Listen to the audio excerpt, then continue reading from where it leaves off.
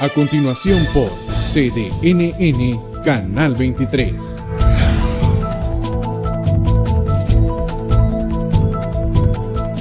Solo por CDNN Canal 23.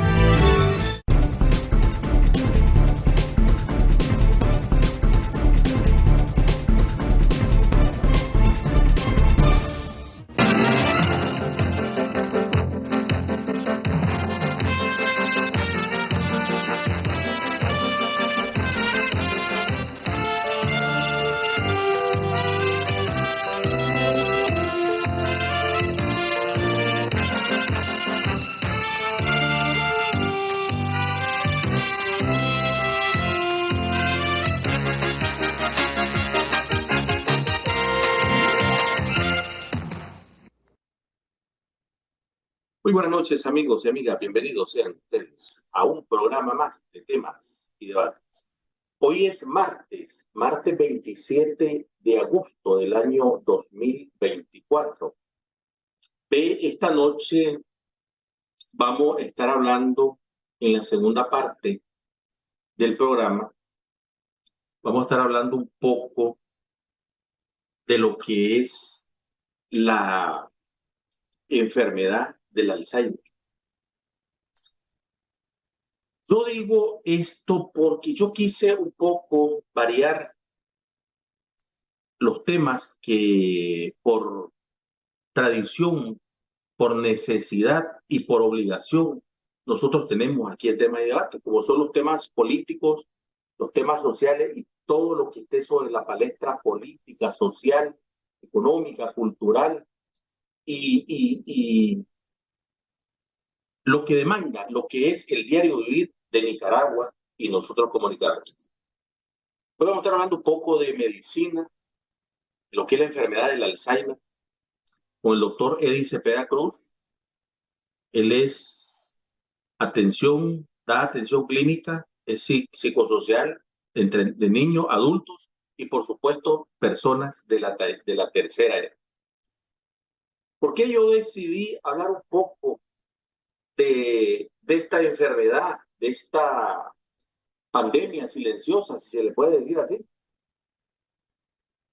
Miren, según los últimos informes, los últimos averiguaciones que se han estado realizando, la enfermedad del Alzheimer es una enfermedad neurodegenerativa de las que no se conocen las causas. Hay muchos factores, lógicamente, que están involucrados en su desarrollo, pero nosotros como país, nosotros como nicaragüenses, estamos realizando, aquí en Nicaragua, déjame decirle, aquí en Nicaragua existe el Alzheimer. Hay más de 30,000 personas, si no mal recuerdo, según los datos recabados, que padecen de esta enfermedad. Pero generalmente y relativamente, las personas que atienden, no los portadores, sino las personas que atienden a estos ciudadanos que son portadores, vale la redundancia, de la enfermedad del Alzheimer, atienden verdaderamente y objetivamente a esta gente. ¿Existe alguna institución, algún hospital o alguna organización que le dé la atención integral a estos señores? Todos estamos expuestos y estamos propensos a ser portadores de la enfermedad del Alzheimer. Todos. De la edad de los 65 años. A partir de la edad de los 65 años. Sin embargo, ¿cuáles son los síntomas que indican ser poseedores de lo que es la enfermedad del Alzheimer? Y quiero leer unos datos que recabamos y que nos compartió también el doctor que vamos a tener invitado el día de hoy. Uno de las características o de los signos, los síntomas, es cambio en la personalidad de la persona, del ciudadano, deterioro en la capacidad de movimiento al caminar, dificultad para comunicarse, bajo nivel de energía, pérdida de la memoria, escuchen bien, pérdida de la memoria, cambios de estado de ánimo y problemas de atención y orientación. Es muy necesario que los nicaragüenses nos documentemos y prevengamos, porque todos estamos expuestos a esto, pero si hay maneras de prevenir esta enfermedad, yo considero y yo quiero dar mi aporte, mi granito de arena a lo que es el sistema de salud de este país, de este país. Yo creo que hay que estar abriendo la ventana a lo que son los conocimientos, a lo que son el desarrollo tecnológico y económico, pero también tenemos que estar abriendo la ventana a lo que es la prevención, porque de nosotros depende que vayamos, que traspasemos las fronteras para el cuidado de nuestro cuerpo y el cuidado de nuestras.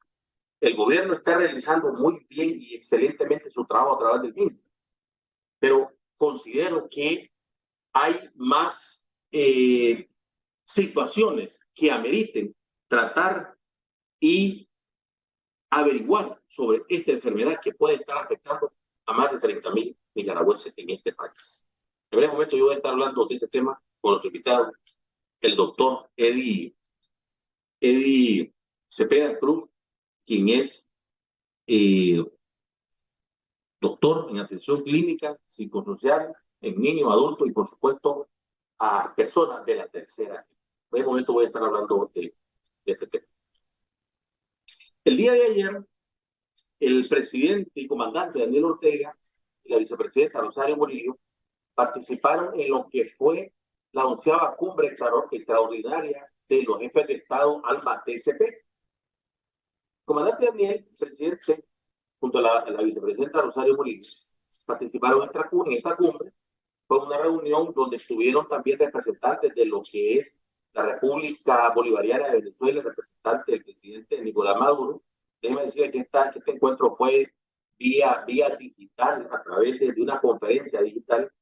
Estuvieron también representantes de lo que es la República de Cuba, el Estado Plurinacional de Bolivia, la República de Nicaragua, con comunidad, lógicamente con la República Dominicana, también estuvo la República del Ecuador, San Vicente y las Granadinas, Antigua y Barbuda y Santa Lucía. Uno de los ejes principales que se abordaron el día de ayer y que yo lo estuve tocando un poco con el invitado Fabrizio Casari, periodista italiano, uno de los ejes fue el respaldo de los resultados electorales del pasado 28 de julio, donde se ratificó como presidente de Venezuela al presidente Nicolás Maduro Mono para el periodo 2025-2031. Yo, por considerarlo de suma importancia, quiero compartir rápidamente parte de la intervención que hizo el presidente Daniel Ortega en representación de nosotros de Nicaragua, y donde puso los puntos sobre la I, porque abordó un poco de lo que es el fascismo, de lo que fue el fascismo y de lo que continúa siendo el fascismo. El fascismo son intereses, son países que siempre se han dado a la tarea de estar mancillando, de estar injerenciando y de estar inmiscuyéndose en lo que son los asuntos políticos internos de cada país y de los que ellos creen que son los representantes y son los dueños del mundo. Entonces, nosotros, por considerarlo de suma importancia, quiero compartir con ustedes parte de la intervención que hizo el presidente Daniel Ortega el día de ayer en la 11ª cumbre de ALBA-TCP a celebrarse el día de ayer. Aquí les comparto. Buenos días, hermanos bolivarianos, hermanos venezolanos. Buenos días, hermano presidente legítimo de la República Bolivariana de Venezuela, Nicolás Maduro Moro.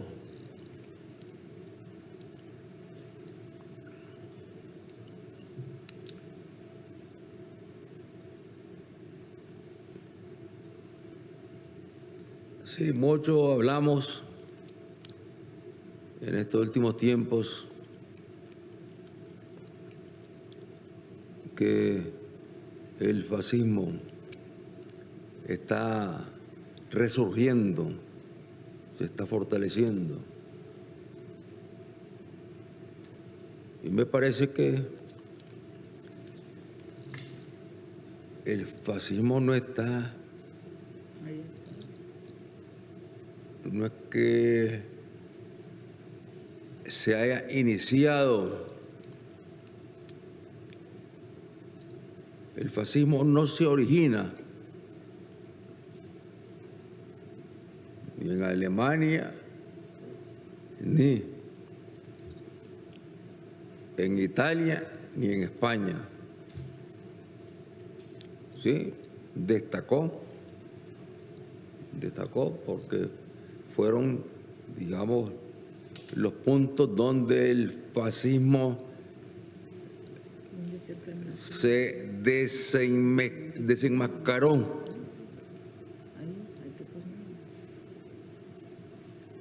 El fascismo nace desde el momento en que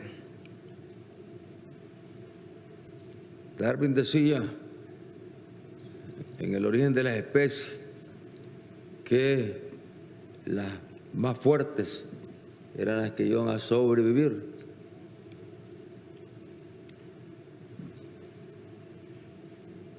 En el origen de las especies también está la especie humana. Y la especie humana, su tendencia fue a imponerse por la fuerza. Desde los orígenes de la humanidad, ahí estaba ya incubándose el fascismo. Y ya no digamos cuándo, como parte de la civilización del desarrollo de los imperios, de la Grecia ejemplar, de la Roma,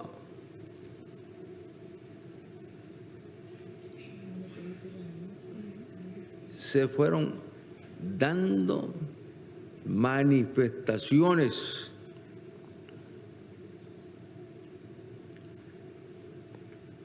tanto más brutales que las que se dieron después con Hitler, Mussolini y el español.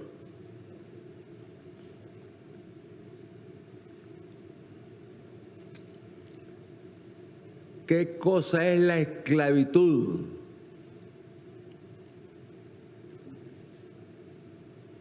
Ya que la esclavitud es los que instalaron la esclavitud, los que promovieron la esclavitud, los que transitaron con esclavos de África y que luego eran trasladados por Europa. Y en Europa estaban las grandes empresas inglesas, francesas, disputándose esa mercadería para trasladarla a estas regiones. ¿Quiénes fueron? Los que practicaron e instauraron el fascismo a través de la esclavitud. ahí estaba ya estableciéndose como algo normal, como algo que se veía como un elemento que enriquecía a las potencias imperialistas europeas que a la vez se disputaban entre ellos territorios en el mundo, dominios en el mundo.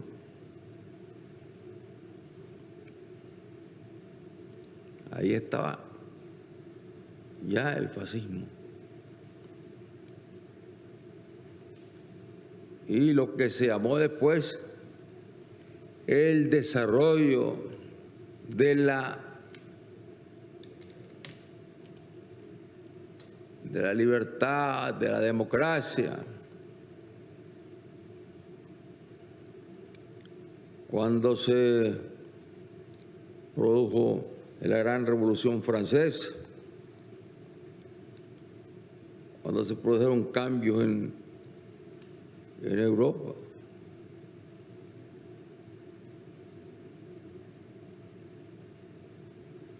Ahí se fue institucionalizando el fascismo, porque se convirtieron las potencias europeas, disputando siempre entre sí, como los amos del planeta, como los dueños de los continentes africanos, asiáticos, americanos.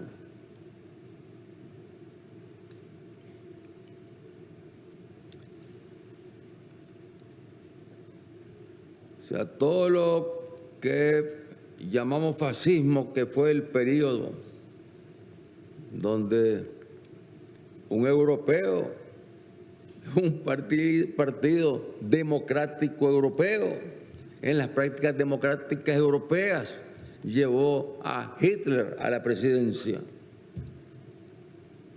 con apoyo de empresas norteamericanas.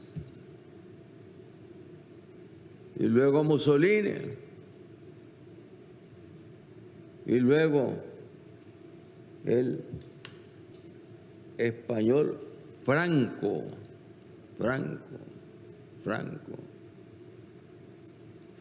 que destrozó al pueblo español.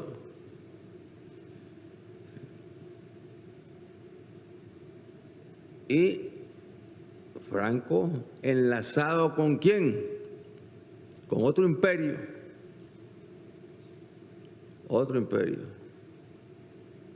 poderoso que se vino conformando como imperio poderoso. El Vaticano fue cómplice de los nazis, fue cómplice de los nazis en Italia, en Alemania, en España. En España incluso se dio un confrontamiento armado de católicos, cristianos, manipulados en la defensa de la democracia. Y ahí hubo una guerra, como la guerra que se produjo tiempo después en México. Los curas en guerra contra lo que eran procesos de avanzada en México, volando balas, los curas. Y no podemos cerrar los ojos a esa realidad. El Vaticano es un instrumento más en todas estas batallas que estamos librando, un instrumento más que es parte del conglomerado del fascismo que en nuevas modalidades quiere dominar el mundo. Y como han venido dominando, invadieron América y fueron 500 años. Pero como se logró la independencia y gracias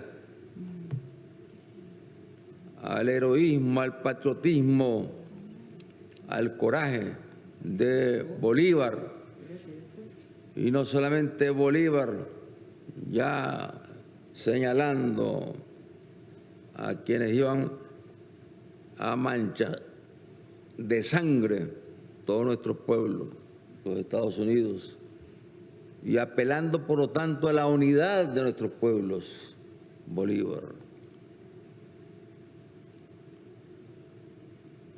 Y al norte de nuestra América llegaron los otros invasores. Ellos no pidieron permiso para llegar a México, los británicos, a España, perdón, a Estados Unidos. Los españoles no pidieron permiso para venir a América. Los europeos que siguieron emigrando hacia los Estados Unidos, lo que hacían era asesinar a los pueblos originarios, destruir su cultura, destruir su formación de vida, su desarrollo, igual que en nuestra América. Esas son prácticas fascistas, que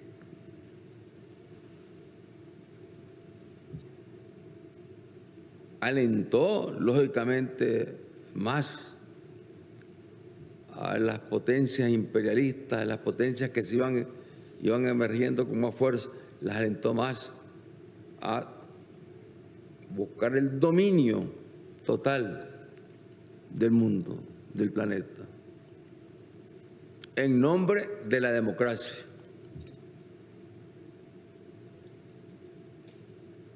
Sí, esa es parte de la intervención que hizo el día de ayer el comandante presidente de la República, Daniel Ortega, donde él hacía mucho énfasis a que el fascismo estaba resurgiendo, a que el fascismo no se originó en Alemania, ni en Italia, ni en España. El fascismo desenmascaró más bien las intenciones de los países y las intenciones de las personas por el dominio global, por el dominio mundial, donde prevalecía la fuerza, donde se imponía la fuerza, donde se estaba incubando, decía el presidente Ortega, lo que es el fascismo. Se estaba instaurando el fascismo a través de la esclavitud. Fue un elemento importante que el presidente Ortega recalcó y dijo el día de hoy. También dijo de que el dominio, las fuerzas buscaban el dominio del planeta en nombre de la democracia. Y es lo que se ha venido realizando, se ha venido haciendo a través de los tiempos, a través de las historias, en los diferentes países, que no nos dejamos doblegar, que no nos dejamos mancillar, y que queremos verdaderamente el resurgimiento económico y el desarrollo económico para nosotros y para nuestros conciudadanos. Yo, por considerarlo de suma importancia, de suma relevancia, quise compartir con ustedes esta nota y esta intervención del presidente Daniel Ortega el día de hoy.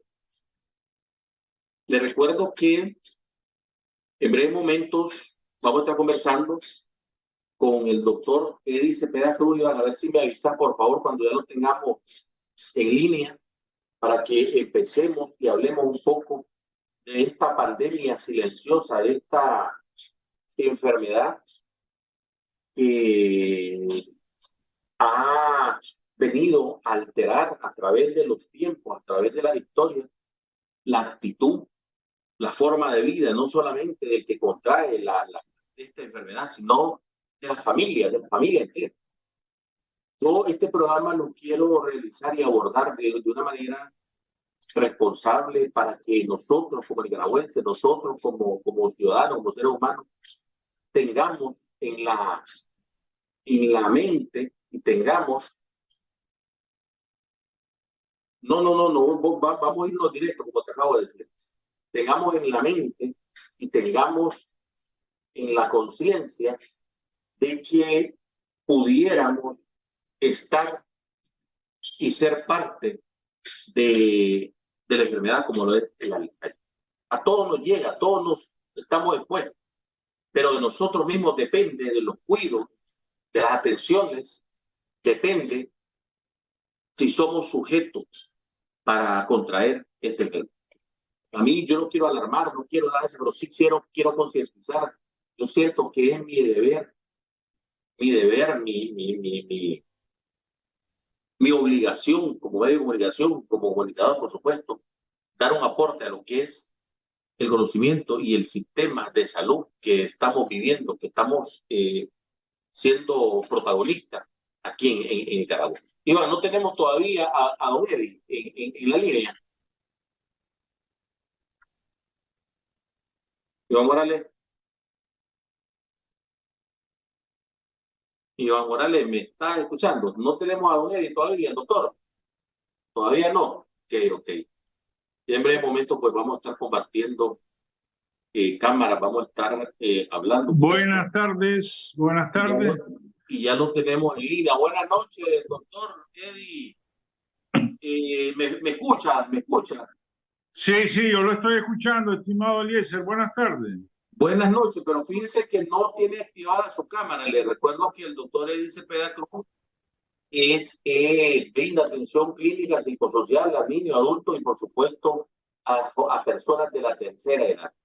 Doctor, no tiene activada la cámara de su dispositivo y me gustaría que, por favor, la active. Ok, un momento. Vamos a ver. ¿Me escucha, verdad? Sí, claro, yo lo escucho bien. Los amigos televidentes lo están escuchando igual bien. Simplemente hay que activar la cámara. Yo le recuerdo que el doctor Eddie Cepeda, primera vez que está con nosotros en temas y debates del programa, y debido a la importancia, al interés de este tema, pues yo decidí abordar un poco y hablar con el doctor, que ya lo tenemos en pantalla. Doctor, buenas noches. Ya estamos aquí. A temas y debates. Buenas noches, Eliezer. Muchas gracias por la oportunidad que nos brinda para poder compartir un poco con la población este tema tan importante, tan necesario de conocer, tan sensible como es el tema de las demencias por enfermedad de Alzheimer y también cualquier otro tipo de demencia, porque al final el impacto es similar y el abordaje es similar. Entonces, agradecemos muchísimo la oportunidad, sobre todo porque estamos en el mes de las personas con discapacidad y la enfermedad de Alzheimer es una discapacidad cognitiva o mental, es decir, que cabe dentro del grupo de las discapacidades y precisamente, bueno, agosto es el mes de las personas con discapacidad.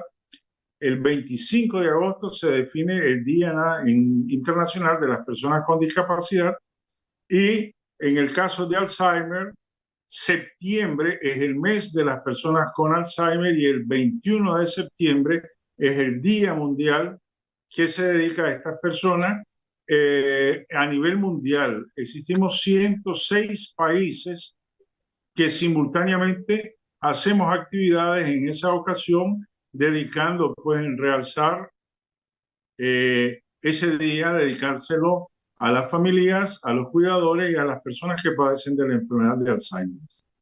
Doctor, usted me decía el día de ayer que estábamos conversando que aquí en Nicaragua existen unas 30.000 personas que padecen esta demencia de lo que es la enfermedad del Alzheimer. Me gustaría corroborar eso. Perdón, no escuché al final. Usted me decía el día de ayer que en Nicaragua existen unas 30.000 personas que padecen de esta demencia de lo que es la enfermedad del Alzheimer. Me gustaría corroborar eso. Sí es.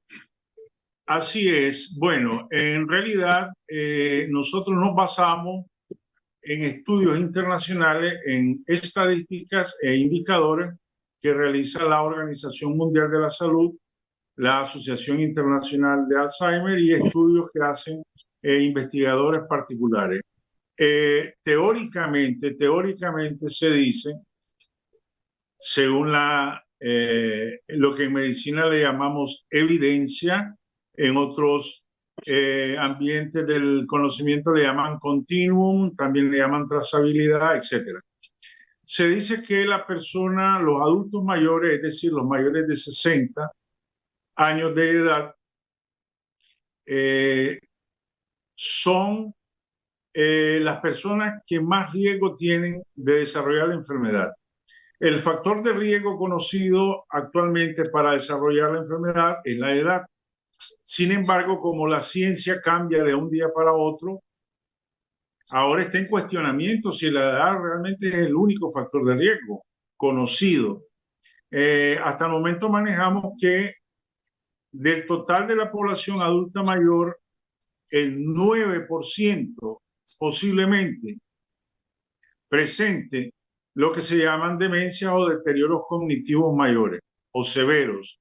Es decir, en Nicaragua hay un censo, según el INIDE, de un poco más de casi 7 millones de habitantes, de lo cual el 5.4% son adultos mayores. Estamos hablando de aproximadamente 450.000 personas mayores de 60 años. Y de esa población adulta mayor se estima, según la Universidad de Baja California, que es la que más se parece a nuestra realidad por cuestiones genéticas, de raza, de cultura, idiosincrasia, etcétera, se dice que el 9% de los adultos mayores probablemente cursen con algún fenómeno demencial. Estamos hablando entonces de un poco más de 30.000 personas en nuestro país que existen con demencia en general. Y hablamos que de la demencia, de cada 10 pacientes, 7 son por Alzheimer, que es una causa de demencia o de deterioro cognitivo severo. Las otras 3 personas pueden tener un fenómeno de demencia, un síndrome demencial por otras causas como son vasculares, es decir, este es un peso importante de mencionarlo. ¿Por qué? Porque cuando hablamos de vascular estamos diciendo que son personas que desde muy jóvenes son hipertensos, son diabéticos, tienen problemas de colesterol, triglicéridos, obesidad, sedentarismo, fumado, tomado, etcétera. No se controlan adecuadamente su hipertensión y pueden llegar a desarrollar un fenómeno demencial por esa causa. Entonces sí, se están estimando aproximadamente un poco más de 30.000 pacientes que no sabemos dónde están exactamente, cómo están, porque lamentablemente no tenemos casuística propia, no tenemos estudios propios. Se hizo un estudio del 2009 al 2012 sobre incidencia, pero más que todo para validar los criterios de diagnóstico, para decir quién puede tener o no tener una enfermedad demencial, pero estadística por estudio propio no se ha hecho. Recientemente acaba de terminar el censo poblacional y de vivienda, donde uno de los ítems o de las preguntas que hacían eran las personas adultas mayores y las personas con discapacidad.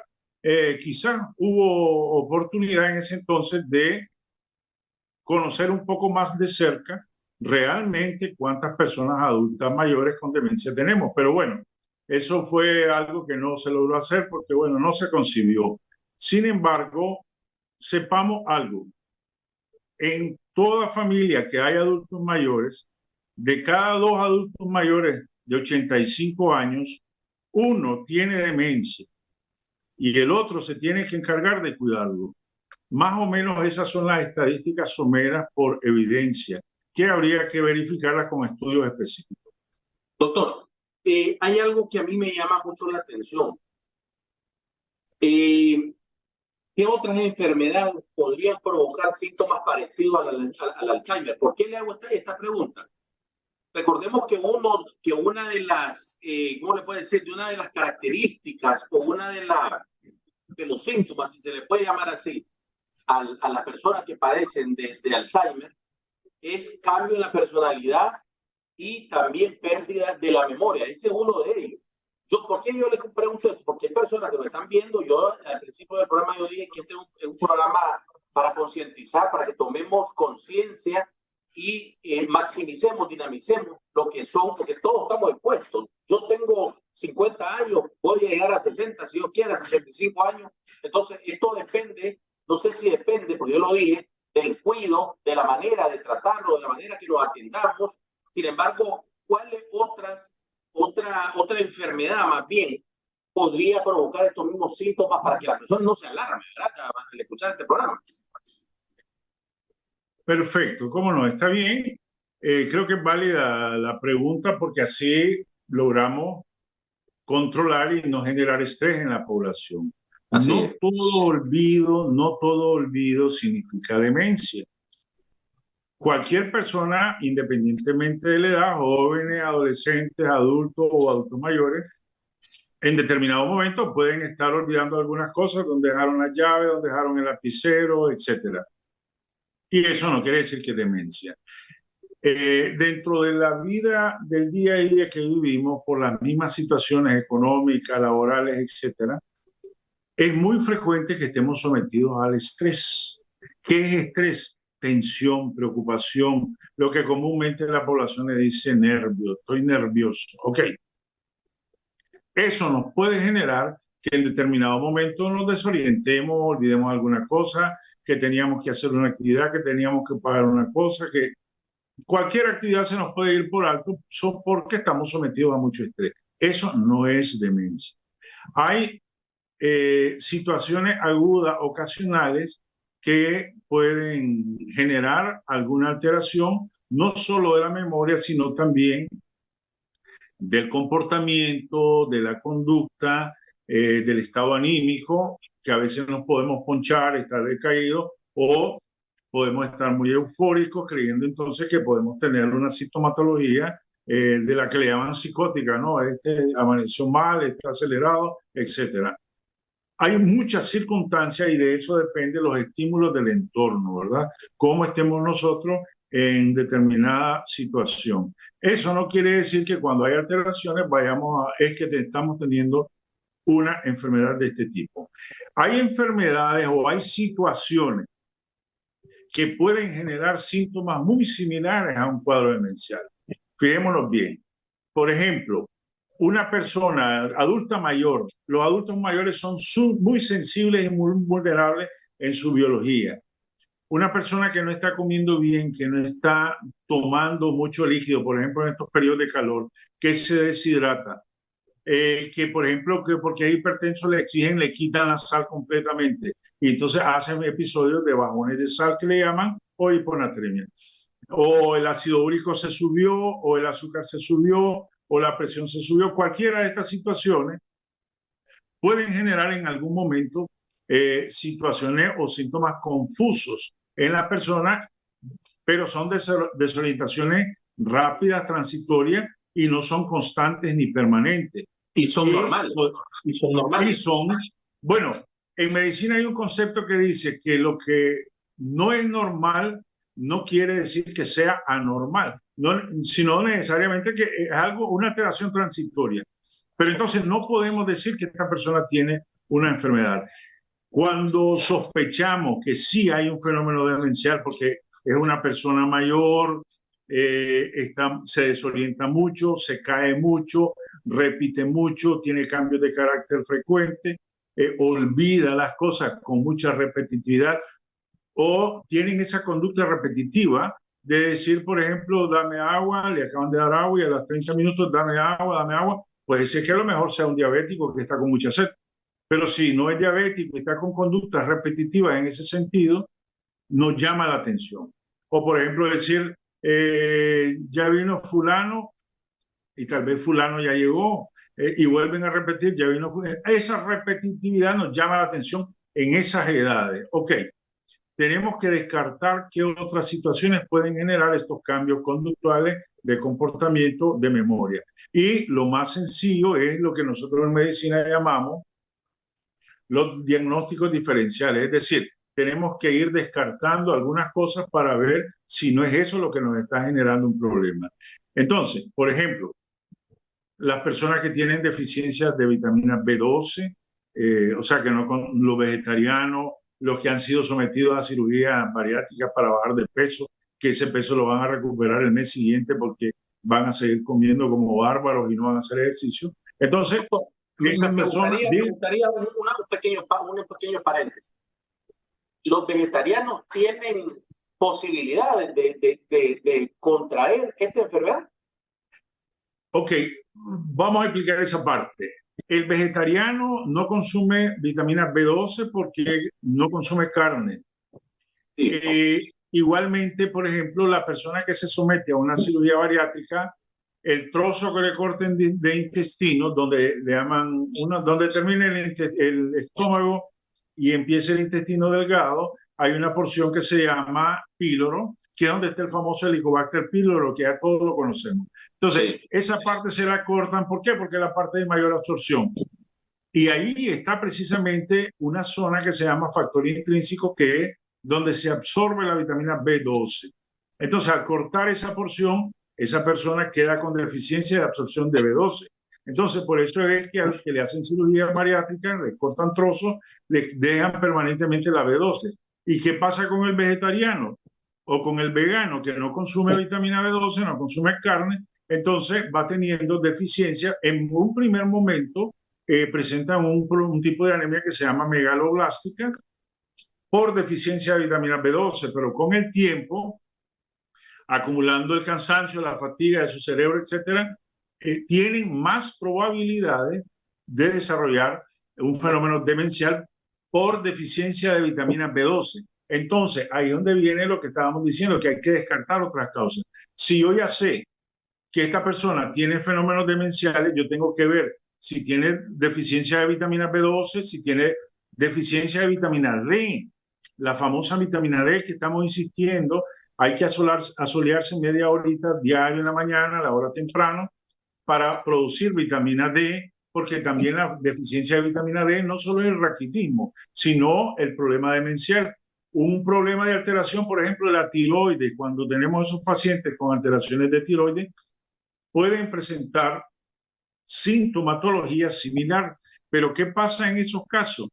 Que es una especie de pseudodemencia, es decir, una falsa demencia, que si nosotros corregimos esas deficiencias de vitamina D, de B12, de la tiroides, la persona se estabiliza y corrige sus alteraciones conductuales, comportamentales. No así el que sí tiene una enfermedad demencial, que eso no le va a modificar mayor cosa, pueden estabilizarse, pero si es una demencia en sí, de hecho que la va a desarrollar toda la sintomatología.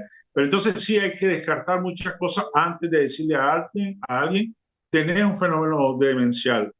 Y también vuelvo a recalcar, no toda demencia, no todo, ahora se le llama trastorno neurodegenerativo mayor o menor. No toda demencia, sigamos usando el término, es por Alzheimer. Repito, de cada 10, 7 son Alzheimer y 3 son otra causa. Para poner ejemplo, Bruce Willis, ahorita, que tiene un fenómeno demencial, pero es un tipo de demencia que le llaman frontotemporal, que es otro tipo de alteración que genera síndromes demenciales.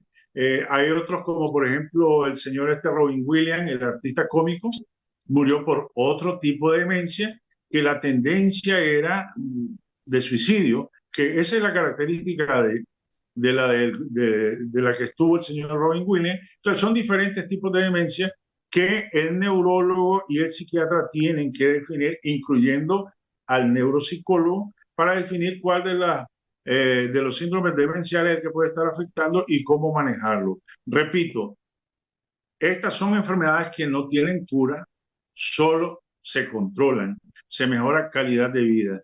Para Se puede mejorar... prevenir, doctor. Se puede Diga. prevenir. Se puede prevenir. ¿Perdón?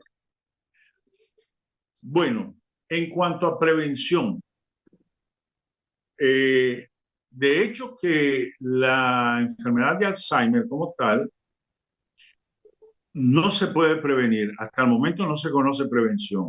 Hay ensayos de vacunas que pueden aplicarse a poblaciones que tienen riesgo de desarrollar la demencia y se puede intervenir con vacunas, pero repito, todavía no está. Pero sí se pueden hacer algunas acciones que pueden permitir que la persona no desarrolle tan tempranamente o tan agresivamente la enfermedad. Y a eso vamos a mencionar. Desde el 2010, en una reunión que hubo en un Congreso Mundial en París, se definieron 7 medidas de prevención. Le pusieron prevención, pero ya sabemos que el que la va a desarrollar, pero por lo menos retardar la aparición. ¿Y cuáles son? Simple y sencillamente las mismas medidas que sugerimos al hipertenso, al diabético. ¿Cuáles son? En primer lugar, mantener un peso adecuado, es decir, no estar en sobrepeso ni en obesidad. 1. 2. Mantener dieta adecuada. Cuando hablamos de dieta adecuada, estamos hablando, por ejemplo, que nuestra cultura es el sábado el nacatamal, el domingo la sopa de reyes o de mondongo, y toda la semana arroz, frijoles, pan, tallarines con maduro y el montón de carbohidratos, de grasa. Y que bueno, a propósito, ¿verdad? Felicitaciones porque superó la cirugía. Entonces, una dieta adecuada para evitar sobrepeso, obesidad. Tenemos que hacer un buen control, un control adecuado de lo que son las grasas, colesteroles, triglicéridos. Sabemos que eso nos pueden llevar a un fenómeno de un infarto, de un derrame, pero que también son un fenómeno, un factor de riesgo para demencia. ¿Qué otras cosas podemos hacer? Evitar o eliminar el tabaco y el alcohol. Lamentablemente, nosotros en consultorio tenemos 5 o 7 minutos para decirle al paciente no fume, no tome, pero en cuanto sale a la carretera, ahí está la lata de cerveza, los licores nuevos, los tabacos, etc. Entonces no es mucho lo que hacemos, pero esa es otra de las medidas que se recomiendan. ¿Qué más se recomienda? Actividad física. Ya está demostrado que una vez que hacemos actividad física, eso genera que el control de la presión, del azúcar, todos los factores de riesgo se regulan con el ejercicio, además que producen sustancias que le llaman neuroprotectores, sustancias que protegen nuestro cerebro, la actividad física. Y cuando hablamos de actividad física, estamos hablando de un mínimo de 180 minutos por semana de manera regular, es decir, 5 días a la semana, 6 días a la semana, 30 minutos al día, 40 minutos al día. ¿En qué consiste? Simple y sencillamente trotar, caminar, nadar, hacer bicicleta, hacer aeróbic, etcétera. Moverse. A nuestros adultos mayores a veces no les exigimos mucho. ¿Por qué? Porque ya tienen problemas de artritis, dolores para caminar, etcétera. Entonces, ¿qué les decimos? Simple y sencillamente, cuando desayune, camine 10 minutos, 15 minutos. Y ellos normalmente, ¿qué le dicen a eso? Voy a bajar la comida. Bueno, la comida siempre va a bajar porque no tiene cómo subir. Pero entonces 10, 15 minutos después del desayuno, después del almuerzo y después de la cena. Ahí ya tenemos los 30, 40 minutos del día, suficiente. Y quizás el fin de semana hacer un poquitito más de energía, de gasto, ir a caminar al parque 30, 40 minutos, y ir a trotar, al sendero, etc. Eso es lo que es el ejercicio. ¿Qué otra actividad fundamental para prevenir, para hacer prevención, pues por usar ese término? Lo que es aumentar la actividad intelectual. ¿A qué nos referimos? No es que vayamos a ser científicos como Albert Einstein, no, simplemente leer, pintar, dibujar, hacer sudoku, jugar ajedrez, ejercitar la cabeza, el cerebro, hacer que esas neuronas se junten y hagan funcionamiento.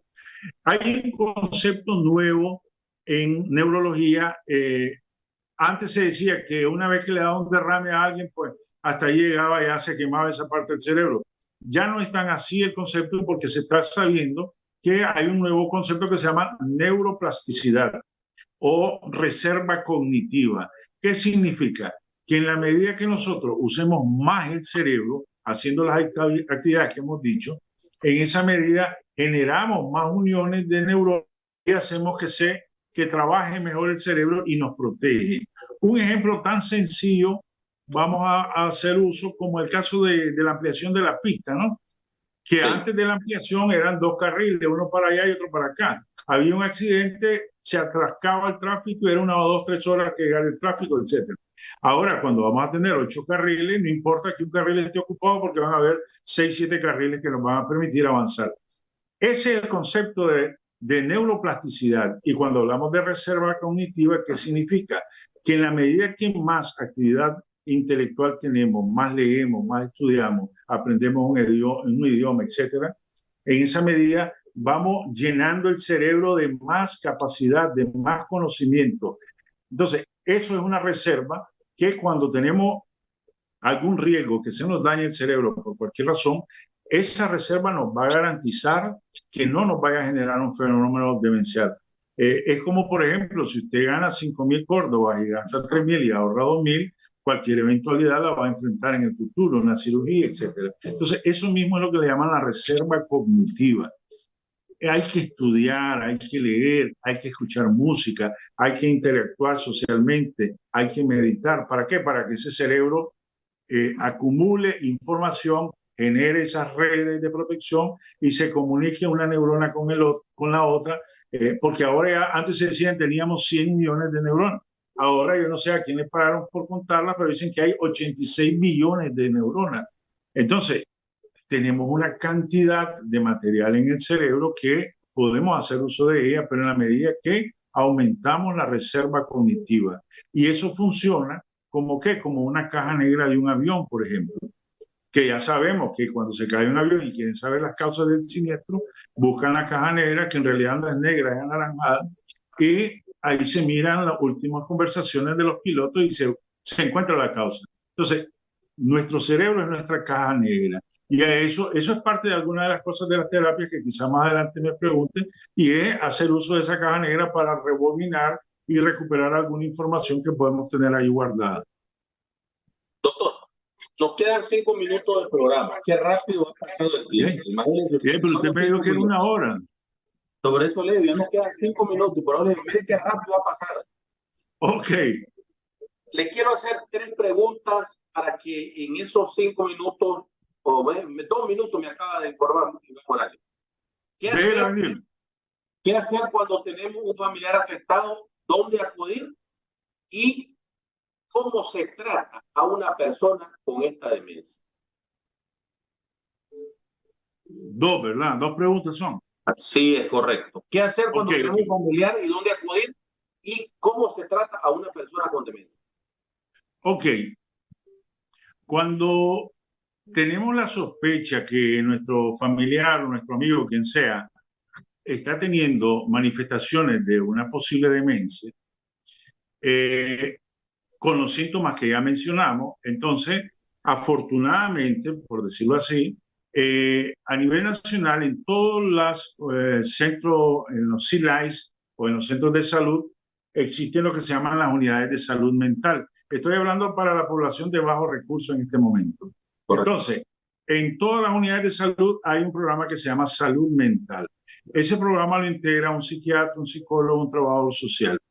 Entonces, la persona o el familiar puede ir perfectamente a la unidad de salud, al área de salud mental, llevar a su familiar y empezar a atenderlo. Una vez que se atienda, lógicamente hay un protocolo que se sigue, se le hacen evaluaciones clínicas en primer momento, psicológicas, luego si hay evidencia, pues se le sugieren algunos análisis de imagen, como resonancia, como tomografía, y más recientemente que ya tenemos en el país lo que se llama el PET, que es el examen más sensible que tenemos para decir que ese cerebrito puede estar dañado. Todo eso ya lo tenemos en el país. Claro que no es que voy a ir hoy y mañana me lo van a hacer, lógicamente eso lleva un tiempo, pero tenemos esas posibilidades y las canalizamos bien.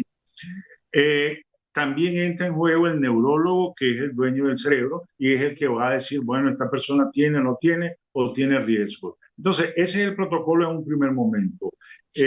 Acudir a la unidad de salud o el que puede ir a un neurólogo privado. También el psiquiatra es parte del equipo que hace una evaluación, una sospecha diagnóstica y puede inducir un tratamiento inicialmente. Ok, a nivel privado, repito, están los neurólogos, los psiquiatras, hay médicos familiares entrenados, hay geriatras. Entonces, todo ese equipo lo tenemos en el país, los recursos humanos, también los recursos tecnológicos. Repito, aquí hay resonancia, hay tomografía y hay tomografía por emisión de positrones, que es lo más último que hay y que se hace en el país ya. Entonces, se llega a un diagnóstico certero y se empieza a manejar lo que es el tratamiento, que es la segunda pregunta. Ok, vamos al tratamiento. Dígame. Un minuto. Un minuto, doctor. Un minuto. Ok, un minuto. El tratamiento lo voy a resumir en lo siguiente. Hay dos tipos de manejo en el tratamiento. Terapias farmacológicas son los medicamentos que existen hasta el momento, que no hacen más que detener un poco la enfermedad, no la curan, solo la detienen un poco.